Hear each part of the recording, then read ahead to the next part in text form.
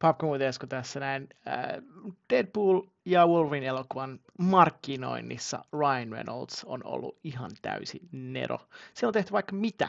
Siellä on ollut Gordon Ramsayn kanssa kokkausta, siellä on ollut Bachelorette-äädiä, Jack in the Box-äädiä, Heinzin äädiä, Heinekenin äädiä, Adidas-äädiä,